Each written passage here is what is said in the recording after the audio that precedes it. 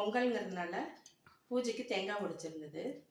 அதில் தேங்காய் நிறையா இருக்கிறதுனால இன்றைக்கி பால்கறி சாம்பார் செய்யலான்னு இருக்கேன். இந்த பால்கறி சாம்பார் வந்து எங்கள் வீட்டில் ரொம்ப ஸ்பெஷல். இந்த மாதிரி பூஜை செய்கிறப்ப நிறைய தேங்காய் இருக்கிறப்ப அதை ஸ்வீட்லாம் செய்யாமல் இந்த மாதிரி சாம்பார் செஞ்சால் ரொம்ப ஹெல்த்தியாகவும் இருக்கும், ரொம்ப டேஸ்ட்டாக இருக்கும். வாங்க இப்போ அந்த சாம்பார் எப்படி செய்கிறதுன்னு பார்ப்போம். ஏற்கனவே நான் இந்த சாம்பார் போட்டிருக்கேன்.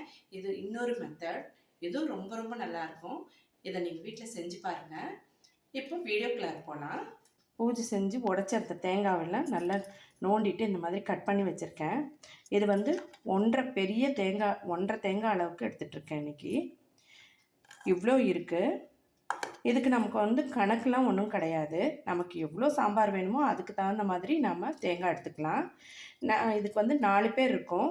இது 2 வேளைக்கு ஆகிற மாதிரி நான் எனக்கு எடுத்திருக்கேன். இதை அரைக்கிறதுக்கு இந்த மாதிரி சின்ன வெங்காயம் இல்லை அப்படின்னா பெரிய வெங்காயம், ஒரு சின்ன சைஸ் பெரிய வெங்காயம் கட் பண்ணி எடுத்துக்கலாம். இந்த அளவுக்கு வர மாதிரி எடுத்துக்கோங்க. இப்போது இது பொட்டுக்கடலை ஒரு 3 டேபிள் ஸ்பூன் அளவுக்கு பொட்டுக்கடலை. இது சட்னி கடலை.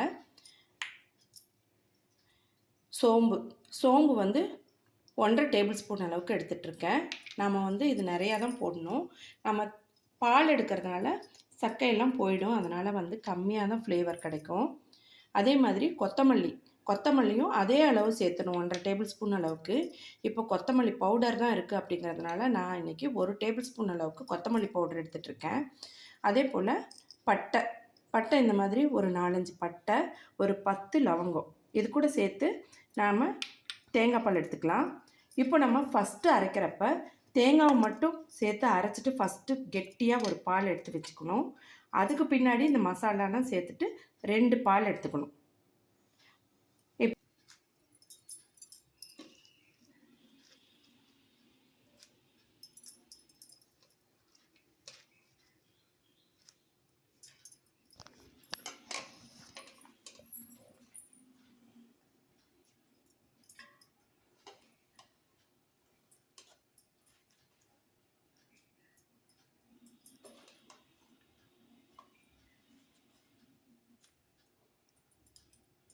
இப்போது இந்த பாலை தனியாக எடுத்து வச்சுக்கலாம். பாருங்கள், கெட்டியாக இருக்குது பால். நான் இது மிக்ஸி ஜாரில் 10லேருந்து 2 பேட்சை போட்டுட்ருக்கேன். பொட்டுக்கடலை எல்லாத்தையுமே நம்ம சேர்த்துட்டு கொஞ்சம் நிறையா தண்ணி சேர்த்துக்கணும். அப்போ தான் பால் நல்லா வரும்.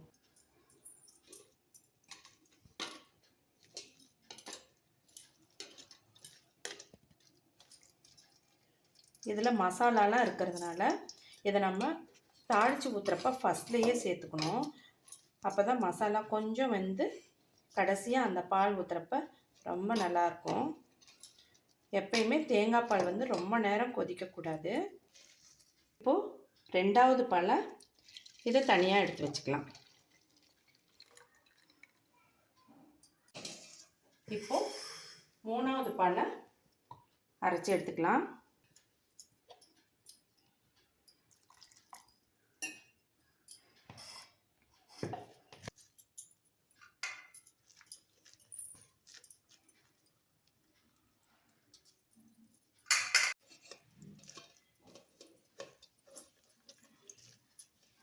புது காயாக இருக்கிறதுனால தேங்காய் பால் நல்லா வருது, டேஸ்ட்டாகவும் இருக்கும். இப்போது 3வது பாலும் ரெடி ஆகிடுச்சு. அதை தனியாக எடுத்து வச்சுக்கலாம். இப்போ 2 டேபிள் ஸ்பூன் அளவுக்கு எண்ணெய் சேர்த்துட்ருக்கேன்.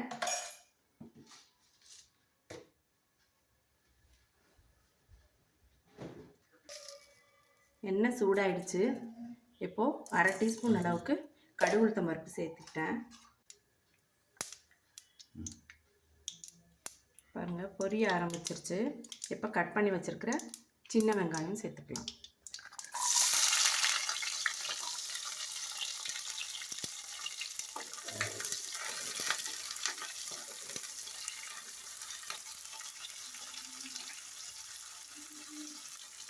இப்போ இது கூட கருவேப்பிலை சேர்த்துக்கலாம். நான் எப்போவுமே கருவேப்பிலை அதிகமாக தான் சேர்த்துவேன்.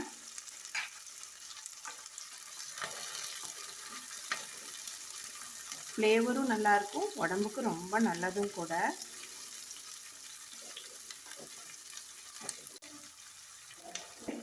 நல்லா கொதிக்கிற தண்ணியில் போட்டு எடுத்த காலிஃப்ளவரை இதோடு சேர்த்துக்கிறேன்.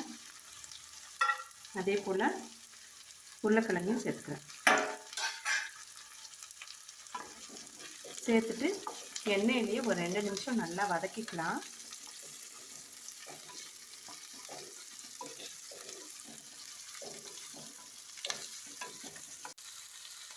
உப்பு 2 டீஸ்பூன் அளவுக்கு உப்பு சேர்த்துட்ருக்கேன். மஞ்சள் தூள் 1/2 டீஸ்பூன். இதை ஒரு மிக்ஸ் கொடுத்துக்கலாம்.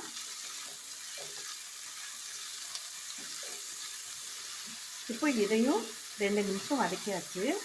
இது கூடயே நம்ம மிளகாத்தூள் சேர்த்துக்கலாம். இப்போ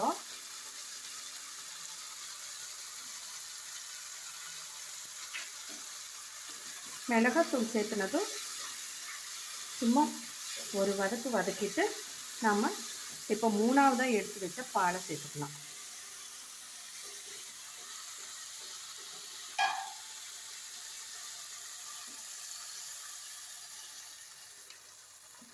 ஒரு 5 நிமிஷம் வேகட்டும். அப்புறம் 2ஆவதாக எடுத்த பாலை சேர்த்துக்கலாம். வந்துருச்சு.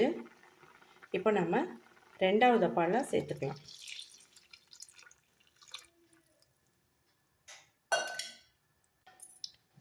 2ஆவது பால் ஊற்றியாச்சு. பாருங்கள், காயெல்லாம் இன்னும் கொஞ்சம் நேரம் வேகணும். நாம் மூடி போட்டு வேக வைக்கலாம்.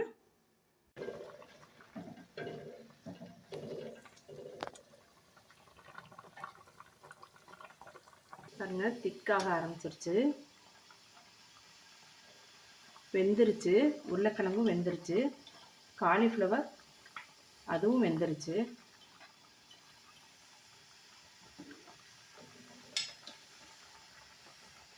பாருங்கள், இதெல்லாம் வெந்துருச்சு, கரெக்டாக வெந்திருக்கு. இப்போ நம்ம ஃபஸ்ட்டு எடுத்து வச்சுருந்தோம் இல்லைங்களா, அந்த பாலை இப்போ இதோட சேர்த்துக்கலாம்.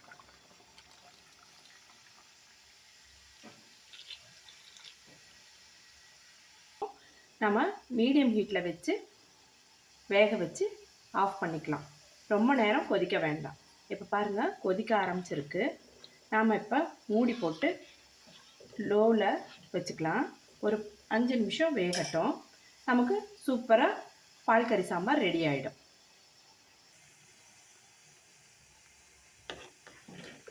பாருங்கள், எண்ணெய் பிரிஞ்சு வந்துருச்சு.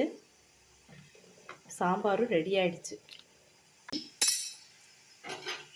ஃபினிஷிங் டச் கண்டிப்பாக கருவேப்பிலை, கொத்தமல்லி தழை இதெல்லாம் சேர்த்துட்டு நாம் அடுப்பை ஆஃப் பண்ணிடலாம். சூப்பராக பால் கறி சாம்பார் ரெடி ஆயிடுச்சு. சாம்பார் பாருங்கள், எண்ணெய் வெளியே வந்து ரொம்ப சூப்பராக பார்க்கவே அழகாக இருக்குது. சூப்பராக ரெடி ஆயிடுச்சு.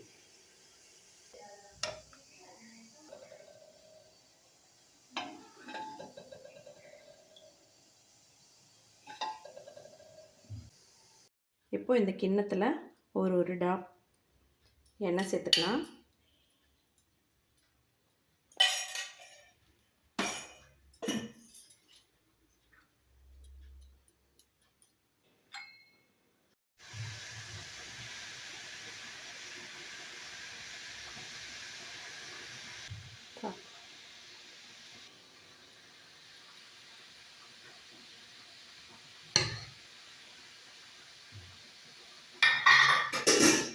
தண்ணி பாருங்கள் கொதிச்சிருச்சு.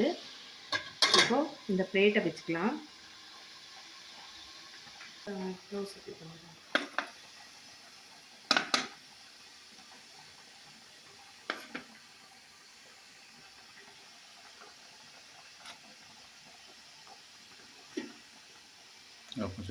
இருங்க, இப்போ மூடி போட்டு 10 நிமிஷம் வேகட்டும்.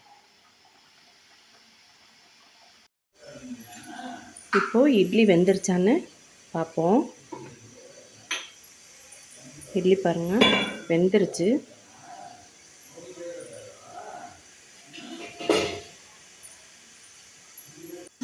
ஒரு தண்ணி இருக்கிற பிளேட்டில் வச்சிடலாம். இந்த மாதிரி தண்ணி இருக்கிற பிளேட்டில் வச்சு 2 நிமிஷம் கழித்து நம்ம எடுத்தோம்னா இட்லி நமக்கு ஈஸியாக வந்துடும், ஒட்டாமல் வந்துடும். தண்ணியில் தொட்டுட்டு நம்ம இப்படி எடுக்கிறப்ப அப்படியே ஈஸியாக வந்துடும். பாருங்கள், அழகாக கிண்ண இட்லி ரெடி ஆகிடுச்சு. கேக் மாதிரி இருக்குது பாருங்கள், ஷேப்பு சாஃப்டாக இருக்குது இட்லி.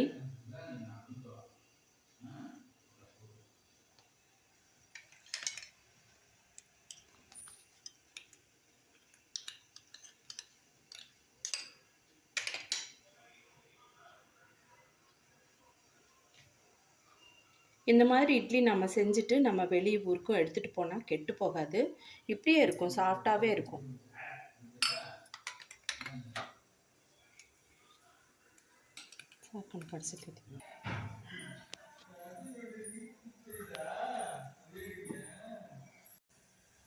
பாருங்கள், மஃபின்ஸ் மாதிரி இருக்குது இட்லி.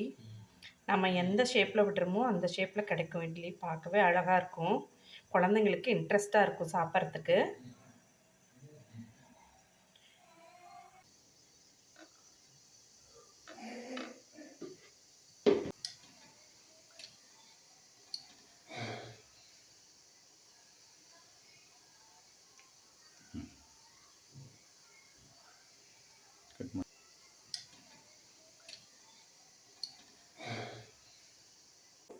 இட்லியோட பால்கறி சாம்பார் சூப்பராக பருமையாக இருந்துச்சு. எப்படி இருக்குன்னு பார்ப்போம்.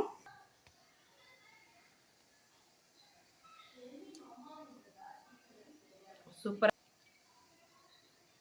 உப்பு காரம் எல்லாமே கரெக்டாக இருக்குது, ரொம்ப நல்லா இருக்குது. நீங்களும் வீட்டில் இந்த சாம்பாரை கண்டிப்பாக ட்ரை பண்ணி பாருங்கள்.